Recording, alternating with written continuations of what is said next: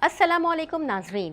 Pakistan this week के साथ मैं हूं आपकी मेज़बान उस्मा आरिफ। जैसा कि आपको मालूम है कि पाकिस्तान दिस वीक में हम लेते हैं जायज़ा सियासी, कारोबारी और दीगर सरगर्मियों का। इस हफ्ते भी हम आपके लिए लेकर आए हैं कुछ ताज़ा और मुनफरद रिपोर्ट्स।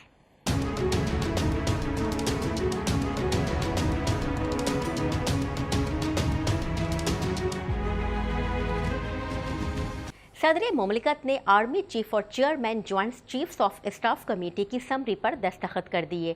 सदर मुमलिकत की जानिब से समरी की मंजूरी के बाद lieutenant general Sahir Shamshad Mirza, chairman joint chiefs of staff committee और लेफ्टिनेंट जनरल सैयद आसिम मुनीर को चीफ ऑफ आर्मी स्टाफ मुकर्रर हो गए। मज़ीद अहवाल इस रिपोर्ट में।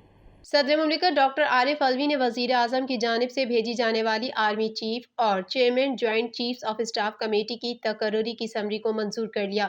सदर मुमलिकत ने इमरान खान से मुलाकात के बाद ऐवान सदर में कानूनी माहिरीन के साथ इजलास किया और आइन के आर्टिकल 243 के तहत वजीर आजम की भेजी जाने वाली सिफारिश की मंजूरी दी। सदर मुमलिकत की जानिब से समरी की मंजूरी के बाद lieutenant general Sahir Shamshad Mirza, chairman joint chiefs of staff committee और lieutenant general Syed Asim Munir chief of army staff मुकर्रर हो गए।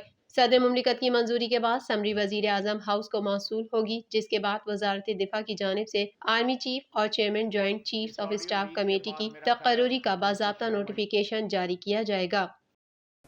इमरान खान के खिलाफ तौहीन अदालत केस। पीटीआई रहनुमाओं के ट्वीट्स, वीडियो पैगाम और कॉल्स का रिकॉर्ड अदालत में जमा।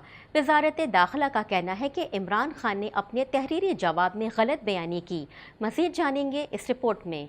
साबिक वज़ीर आज़म इमरान खान के खिलाफ तौहीन अदालत केस में वजारत दाखिला ने पीटीआई रहनुमाओं की ट्वीट्स, वीडियो पैगाम और कॉल्स का रिकॉर्ड अदालत में जमा करा दिया। तफसीलात के मुताबिक सुप्रीम कोर्ट में साबिक वज़ीर आज़म इमरान खान के खिलाफ तौहीन अदालत केस की समाअत हुई। वजारत दाखिला ने पीटीआई रहनुमाओं के ट्वीट्स, वीडियो पैगाम और कॉल्स का रिकॉर्ड जमा करा दिया।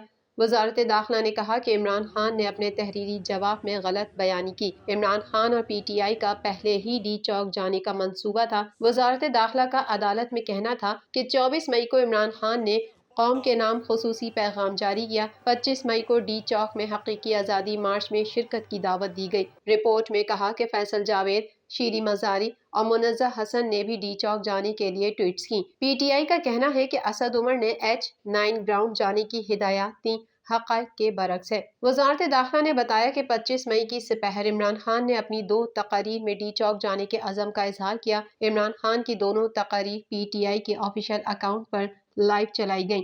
वजारत दाखिला ने मजीद कहा कि इमरान खान और पीटीआई ने जानबूझकर अदालती हुक्म की खिलाफ वर्जी की, इसलिए खिलाफ तौहीन अदालत की कार्रवाई की जाए। इमरान खान का जवाब में कहना है कि अदालत ने हुकूमत को वकला की इमरान खान से मुलाकात का इंतजाम करने का हुक्म दिया। हुकूमत ने मुलाकात के अदालती फैसले की हुक्म अदूली की। जवाब में साबिक वजीर आजम की जानिब से कहा गया है कि सोशल मीडिया की तमाम सरगर्मियाँ दूसरी जगह से हो रही थी। इमरान खान ने नहीं कहा कि जैमर्स की वजह से कम्युनिकेशन नामुमकिन थी। अदालत उज़्मा में जमा कराए गए जवाब में ये भी कहा गया है कि वजीर आला KPK महमूद खान लॉन्ग मार्च के दौरान इमरान खान के साथ थे। उनके स्क्वाड के साथ मोबाइल फोन जैमर्स भी थे।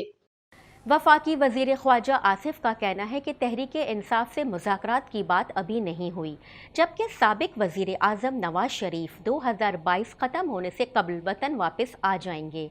वफाकी वज़ीर दिफा ख्वाजा आसिफ का कौमी असम्बली में इजहार करते हुए क्या कहना था, जानेंगे इस रिपोर्ट में। वफाकी वज़ीर ख्वाजा आसिफ का कहना है कि तहरीक इंसाफ से मुज़ाकरात की बात अभी नहीं हुई, जबकि साबिक वज़ीर आज़म नवाज शरीफ 2022 ख़त्म होने से कबल वतन वापस आ जाएंगे। वफाकी वज़ीर दिफा ख्वाजा आसिफ ने कौमी असम्बली में इजहार ख्याल करते हुए कहा कि पाकिस्तान तहरीक इंसाफ के एहतजाज के दौरान शहरियों के हुकूक पामाल हुए तो उनकी हिफाजत करेंगे। एहतजाज हर किसी का हक है, लेकिन आइन और कानून की हद अबूर न की जाए। ख्वाजा आसिफ ने कहा कि हुकूमत दूसरे सेक्टर से पैसे निकाल कर मुतासिरीन को दे रही है। सैलाब मुतासिरीन के लिए सर्दियों में रात गुजारना इम्तिहान है। सैलाब की इमदाद के लिए किसी से नहीं पूछा कि किस पार्टी से हो। वजीर दिफा ने मजीद कहा कि वफाकी और सूबाई हुकूमत को आफत से शिकार मुतासिरीन को बिला तफरीक इमदाद मिलनी चाहिए। ऐसे मामलात में हुकूमत सियासी तरजीहात पर काम नहीं कर रही। ख्वाजा आसिफ का कहना था कि एहतजाज सबका हक है, लेकिन लोगों की नक्लो हरकत اور روزگار متاثر نہیں ہونا چاہیے۔ وزیر دفاع نے کہا کہ جمہوری معاشرے میں مذاکرات کا آپشن ختم نہیں ہوتا۔ تحریک انصاف سے مذاکرات کی بات ابھی نہیں ہوئی۔ عمران خان نے شہباز شریف کی معیشت پر مذاکرات کی پیشکش ٹھکرا دی تھی، جبکہ معیشت اولین ترجیح ہونی چاہیے۔ P T I long march و دھرنا دارالحکومت کو کنٹینرز لگا کر بند کرنے کا فیصلہ۔ شبلی فراز کا کہنا ہے کہ کسی بھی ناخوشگوار واقعے یا عمران خان پر حملے کی ذمہ دار وفاقی حکومت ہوگی۔ سعد رفیق کا کہنا ہے کہ ٹی ایل پی پر حملے کی منصوبہ بندی کا الزام لگانا سراسر ناانصافی ہے۔ مزید احوال اس رپورٹ میں۔ پی ٹی آئی رہنما سینیٹر شبلی فراز نے لانگ مارچ سے متعلق جاری تھریڈ الرٹ پہ کہا ہے کہ کسی بھی ناخوشگوار واقعے یا عمران خان پر حملے کی ذمہ داری وفاقی حکومت کی ہوگی، جبکہ پاکستان تحریک انصاف کے لانگ مارچ اور دھرنے سے قبل اسلام آباد انتظامیہ نے وفاقی دارالحکومت کو اہم مقامات سے کنٹینرز لگا کر بند کرنے کا فیصلہ کیا ہے۔ میڈیا رپورٹ کے مطابق پی ٹی آئی کی جانب سے 26 نومبر کو پنڈی پہنچ کر احتجاج اور دھرنے کا اعلان کیا گیا ہے، جس کی قیادت عمران خان کریں گے۔ احتجاج کے حوالے سے آئی جی اکبر ناصر خان کی سربراہی میں اعلیٰ سطح کا اجلاس ہوا، جس میں وفاقی دارالحکومت کو اہم مقامات پر کنٹینر لگا کر بند کرنے کا فیصلہ کیا گیا۔ اجلاس میں کیے گئے فیصلوں کے مطابق آج شام سے فیض آباد، کورال چوک، 26 نمبر چنگی سے داخلی راستے بند ہو جائیں گے، جس کے بعد وفاقی پولیس نے جڑواں شہروں کے راستوں کی بندش کی تیاری شروع کر دی ہے۔ دوسری جانب سماجی رابطے کی ویب سائٹ ٹویٹر پر حافظ سعد حسین رضوی نے لکھا کہ تحریک لبیک پاکستان پر تحریک انصاف کے چیئرمین عمران خان کے لانگ مارچ کے دوران حکومت کی جانب سے مسلح حملے کی منصوبہ بندی کا الزام لگانا سراسر ناانصافی ہے۔ ٹی ایل پی کبھی بھی ایسی مذموم سرگرمیوں میں ملوث نہیں رہی۔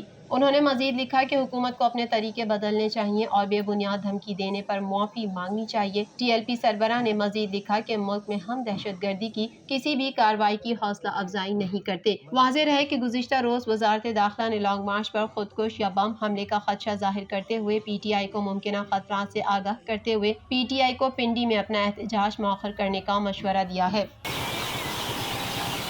کراچی میں پولیس اہلکار کے قتل کا ملزم فرار، خرم نثار کی گرفتاری کے لیے قانونی عمل شروع۔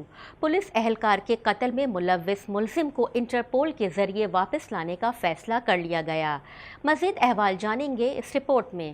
تفتیشی ٹیم نے پولیس اہلکار کے ڈیفنس میں مبینہ قتل میں ملوث ملزم خرم نثار کے گھر پر تیسرا چھاپہ مار کر 9mm پستول مار 6 راؤنڈ اور نمبر پلیٹ برآمد کر لی۔ تفصیلات کے مطابق کراچی کے علاقے ڈیفنس میں پولیس اہلکار عبد الرحمان کی شہادت کیس میں 2 سہولت کاروں کی گرفتاری کے بعد پولیس کی دوسری کامیابی مل گئی۔ تفتیشی ٹیم نے ایئرپورٹ کے قریب شارع فیصل پر چھاپہ مارا۔ چھاپہ S P captain Ahmed Chaudhry کی سربراہی میں مارا گیا۔ چھاپے کے دوران ملزم خرم کے زیر استعمال دوسری گاڑی بھی ضبط کر دی گئی۔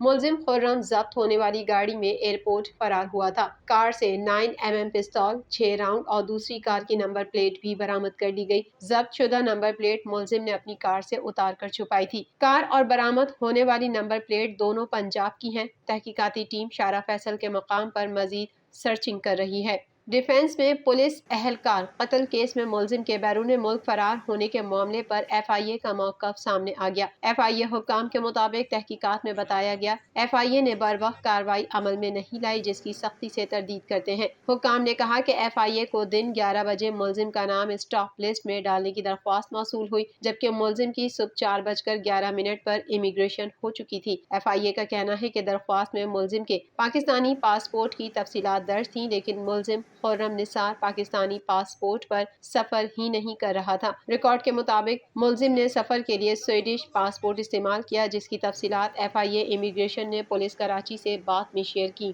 خبروں کے سلسلے کو مزید آگے بڑھائیں گے، مگر یہاں وقت ہوا ہے ایک بریک کا۔